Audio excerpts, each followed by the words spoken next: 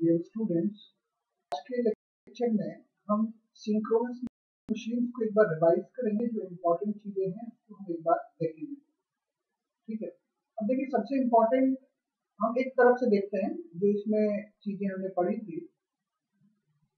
सबसे पहले की कंस्ट्रक्शन जो हम करते हैं इस मशीन की, उसमें था कि rotating magnetic advantage of rotating field construction में, या आप ऐसे कह सकते हैं कि what are the advantage of placing armature in stator and field in rotor. मतलब रोटर को आप फील्ड को आप रोटर में क्यों रखेंगे, इसके क्या क्या रीजन थे। तो हमने जो उसमें पॉइंट डिस्कस किए थे कि पहला इकोनॉमिकल कंस्ट्रक्शन होगा। कैसे इकोनॉमिकल होगा, ये हमने देखा था कि अगर आप आर्मेचर को स्टेटर में रखेंगे तो क्या होगा, और रोटर में रखेंगे तो रोटर में हमने देखा था कि स्लिप रिंग्स कितने रिक्वायर्ड होंगे। आर्मेचर में अगर हम उसको स्टेटर में रखते हैं तो सॉरी, इसको अगर हम रोटर में रखते हैं तो there will be 3 slip rings required, और 4 स्लिप रिंग, जो चौथा स्लिप रिंग होगा वो न्यूट्रल के लिए होगा। ह्यूज करंट रिक्वायर्ड, जो स्लिप रिंग है वो ह्यूज करंट के साथ विथस्टैंड करनी चाहिए। और अगर हम रोटर को रखेंगे तो करंट की वैल्यू भी काफी कम होती है, करंट की वैल्यू काफी कम होती है। और जो इंसुलेशन है वो भी हम कम वोल्टेज से, जैसे 500 वोल्ट के आसपास इस वोल्टेज से हम इंसुलेट करते हैं। ये इकोनॉमिकल होता है। More efficient, better insulation, efficient cooling, more output can be taken from the machine, lesser rotor weight and inertia, rigid and convenient construction। ये सारी चीजें हमें मिलती है। एक और भी चीज है, more armature to strength. Armature to strength भी हमें ज्यादा देखने को मिलती है अगर आर्मेचर स्टेशनरी है और फील्ड रोटेटिंग है तो। सो these are the advantages। Next हमने सिलिंड्रिकल रोटर और सैलिएंट पोल रोटर में जो डिफरेंस है उसको देखा था। सिलिंड्रिकल रोटर में किस तरह से होता है, ये इसमें आउटर पेरिफेरी पे हमने स्लॉट्स कट किया, यूनिफॉर्म एयर गैप होती है, और ये जो है प्रोट्रूडिंग आउटवर्ड बाहर की तरफ निकला हुआ उभरा हुआ हिस्सा होता है, इसमें नॉन यूनिफॉर्म एयर गैप होती है। ये चीज हमने देखा। सिंक्रोनस स्पीड, कहाँ पे हम सैलिएंट पोल का इस्तेमाल करते हैं, कहाँ पे हम नॉन सैलिएंट पोल का इस्तेमाल करते हैं, बेसिक प्रिंसिपल इसका हमने पढ़ा था। ईएमएफ इक्वेशन ये बहुत इंपॉर्टेंट है, मैंने आपको बताया भी था इंपॉर्टेंट क्वेश्चन में, आप इसका डेरिवेशन तैयार कर लेंगे। Excitation system, this is not so much important, theoretical है और पूछा भी नहीं जाता। ठीक है, मतलब जो एक्साइटेशन आप देते हो डीसी में वो किस तरह का होता है, ये हमें तो ये बहुत ज्यादा इंपॉर्टेंट है।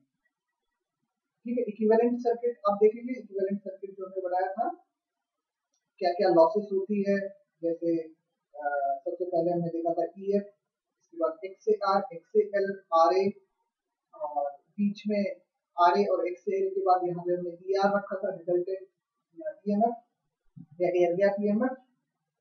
एक्स से आर और एक्सएल इन दो मिलाकर के एक्सेस हम बनाते हैं सिंक्रोनस रिएक्टर्स का फेज आर ए स्प्लिट है। यही से हमने फेजर डायग्राम ड्रॉ किया था, और this is the phasor diagram E और I A R A, G I A XL, E R और G I A x A R, यहाँ से ये एमएमएफ को अगर हम देखें कौन कौन सी एमएमएफ है, तो F F, F A R और एफ आर, ये सारी एमएमएफ। ठीक है, सो आप इसको भी तैयार करेंगे। इसके क्वेश्चन है, क्वेश्चन आप करना। क्वेश्चन मैंने भी ऐसे भी आपको लिखवाया था। Armature reaction very important topic. Armature reaction lagging पे, लीडिंग पे और यूनिटी पे, ये मैंने यहाँ पे नोट्स में तो बहुत सिंपल लिख दिया है, क्लास में आपको बिल्कुल ढंग से करवाया था मैंने कि किस तरह से लैगिंग पे जीरो पावर फैक्टर, लैगिंग पे हमने डिस्कस किया था कि डीमैग्नेटाइजिंग होगी, और किस तरह से जीरो पावर फैक्टर लीडिंग पे ये मैग्नेटाइजिंग होगी।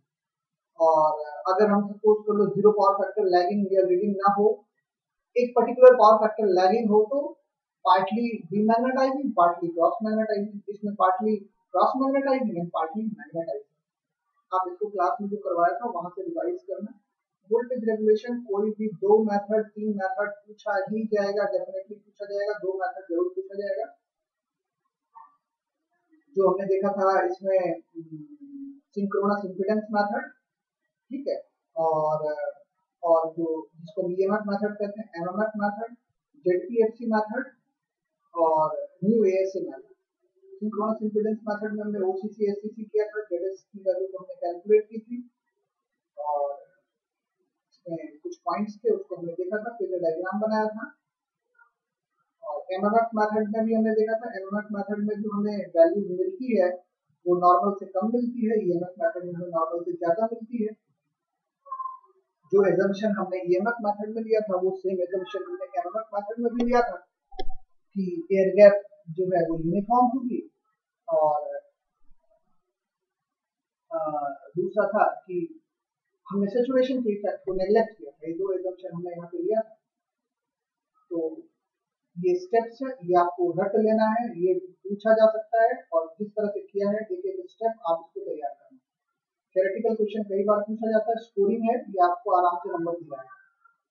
ठीक है, इसका कोटियर ट्रायंगल मेथड जिसको हम ZPFC मेथड भी कहते हैं, ZPFC zero power factor characteristic हमने प्लॉट किया था।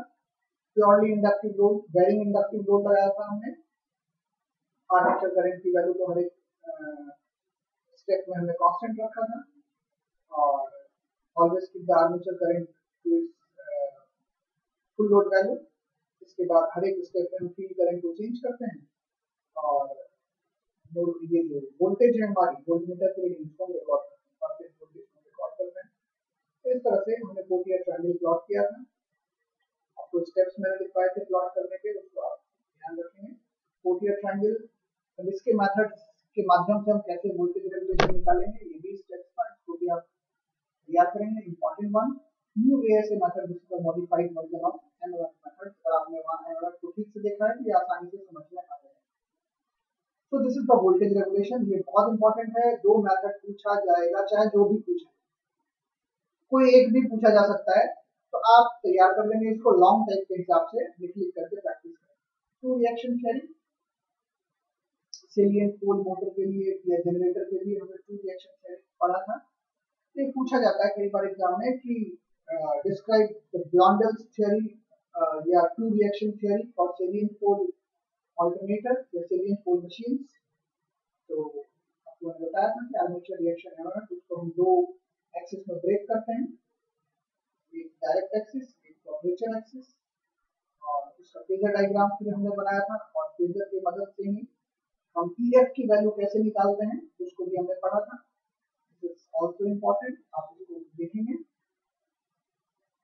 इसके बाद पावर कितनी प्रोड्यूस होगी, एक्टिव पावर, ये हमने निकाला था, ये आप डेरिवेशन किया था हमने, आप इसको एक बार प्रैक्टिस कर लेना। और पावर एंगल कैरेक्टरिस्टिक, जो इसमें दो कंपोनेंट थे। तो अब देखो एक चीज, अगर आप यहाँ थ्री फेज पावर देखो यहाँ पे, तो जो पहला कंपोनेंट है 3 times EF upon XD sine Z, अगर आपने फील्ड एक्साइटेशन को हटा भी दिया है तो ये कंपोनेंट तो हट जाएगा, लेकिन जो दूसरा कंपोनेंट है वो 3v² अपॉन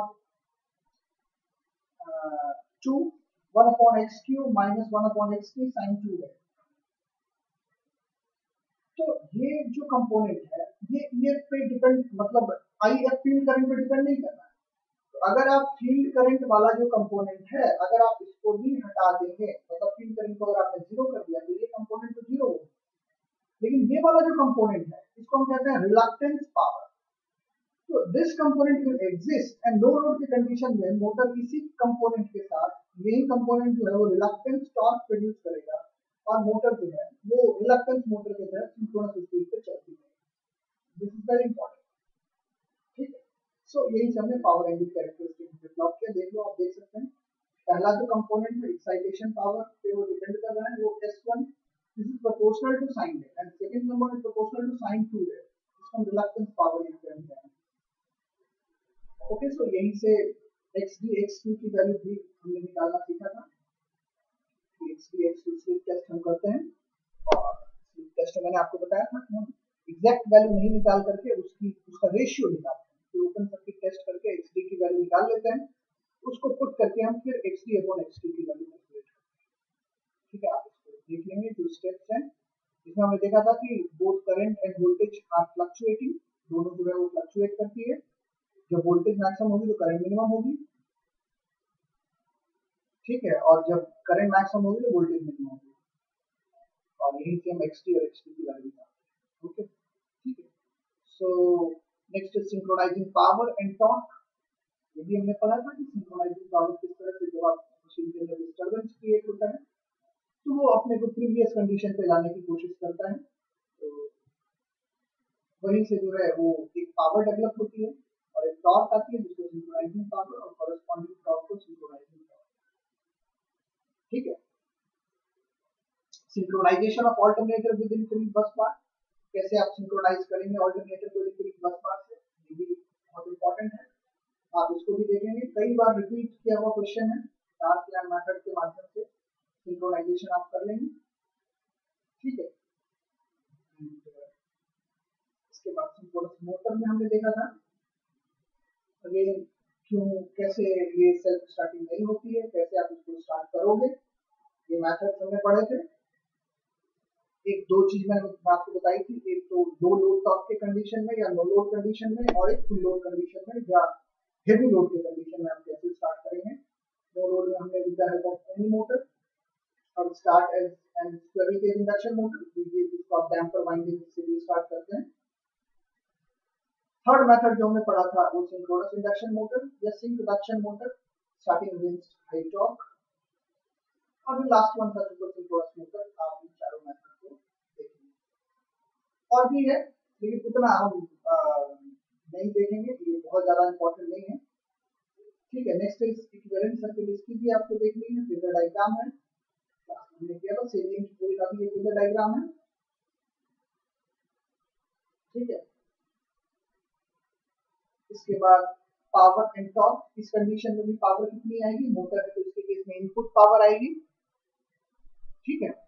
और जो आर्मेचर में पावर इंड्यूस होगी वो पावर भी आएगी। सेलिएंट पोल के केस में भी पी और क्यू दोनों की वैल्यू हम निकालते हैं। Over excited, normally excited, under excited synchronous machine हमने पढ़ा था, यहीं से आप फील्ड एक्साइटेशन में किस तरह से वेरिएशन लाएंगे वो चीज हम देखेंगे कि over excited synchronous motor, under excited, normally excited, V curve, inverted V curve, very important topic, कई बार पूछा गया है, आप इसको भी तैयार करेंगे। इन्वर्टेड वी कर्व हमने पावर फैक्टर और फील्ड करंट के बीच में देखा था, और वी कर्व हमने फील्ड करंट और आर्मेचर करंट के बीच में। ठीक है। और सिंक्रोनस कंडेंसर हमने पढ़ा था, इसको पावर फैक्टर को इंप्रूव करने के लिए कैसे हम ओवर एक्साइटेड सिंक्रोनस मोटर का इस्तेमाल करते हैं, इसको मैंने सवाल भी करवाया था, इसको भी आप करेंगे। इसके बाद हमने हंटिंग पढ़ा था, हंटिंग के रीजंस क्या होते हैं, कई सारे इसमें डायग्राम्स आए थे, आप उसको देखेंगे। हंटिंग को मिनिमाइज कैसे करते हैं, इफेक्ट्स क्या होते हैं, ये सारी चीजें हैं कि डैम्पर वाइंडिंग की मदद से उसे ये मशीन है उसमें हम कम करते हैं, मिनिमाइज करते हैं। और जो सिलिंड्रिकल रोटर मशीन है उसका ऐसा कंस्ट्रक्शन ही होता है कि वो एक वहाँ पे एडी करंट प्रोड्यूस होती है और वो वही काम करता है जो रिलक्टेंस जो हमारी डैम्पर वाइंडिंग करती है, और इस तरह से वहाँ एडी करंट की वजह से टॉर्क जो आता है वो टॉर्क मोटर को